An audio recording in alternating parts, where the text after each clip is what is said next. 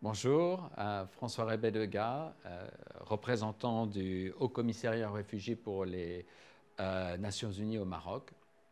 Il y a plus de 12 000 réfugiés et demandeurs d'asile au Maroc, y incluant plus de 7 000 réfugiés, dont la majorité, 55%, viennent de Syrie, mais aussi d'autres pays du Moyen-Orient, tels que le Yémen, l'Irak et la Palestine, mais également de pays de l'Afrique subsahélienne, le Sud-Soudan, la Côte d'Ivoire, le Niger, le Cameroun, le Sénégal, le Mali.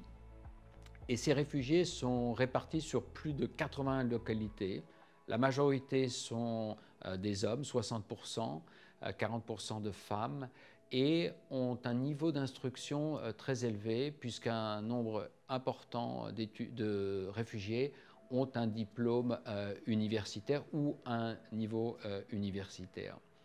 Le HCR, qui est une organisation des Nations Unies, une organisation intergouvernementale, a pour vocation d'appuyer les autorités du Maroc et autorités qui ont établi une politique nationale d'immigration et d'asile en 2013, politique extrêmement progressiste puisqu'elle permet l'accès de toutes les populations étrangères, demandeurs d'asile, réfugiés, migrants, à la santé, à l'éducation et à l'emploi. Et cette politique nationale s'est déclinée un an après, en 2014, en stratégie nationale.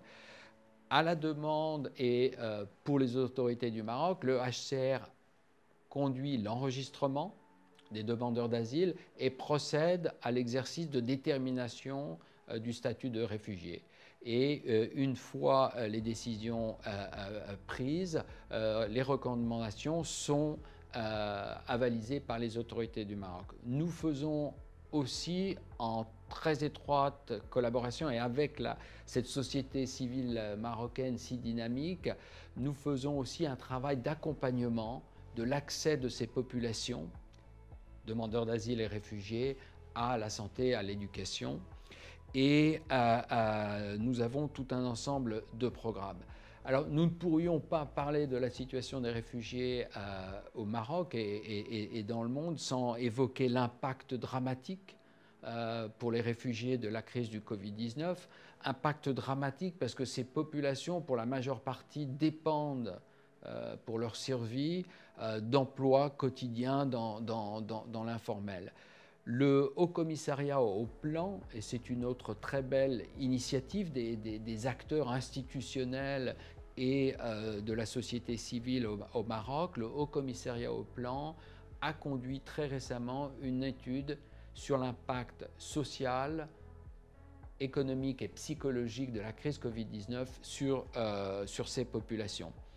Et cette étude a montré que 9 sur 10 des réfugiés qui avaient une forme d'emploi rémunéré avant la crise du Covid l'ont perdu pendant le confinement strict, avec toutes les conséquences dramatiques que l'on peut imaginer. Mais l'étude du HCP a aussi mis en exergue le problème de la documentation, puisque l'étude montre que 45% des réfugiés n'ont pas de documentation d'identité, de résidence à jour.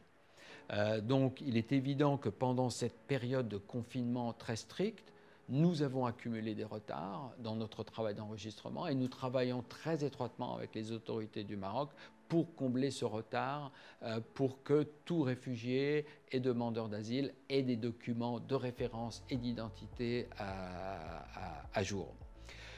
Nous avons également vu pendant cette période de crise, et nous continuons à avoir une très grande solidarité. Une très grande solidarité des communautés, des quartiers, des districts, des villes, et au niveau aussi de l'État marocain.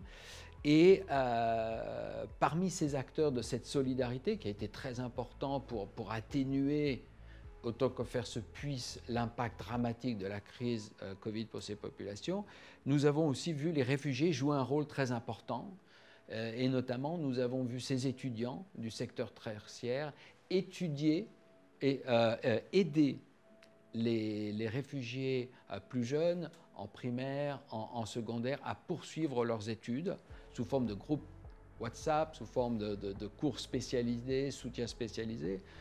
Et d'ailleurs, l'étude du HCP montre que 79% des enfants réfugiés qui étudiaient avant la période, la crise Covid-19, ont continué à étudier pendant la période de confinement strict.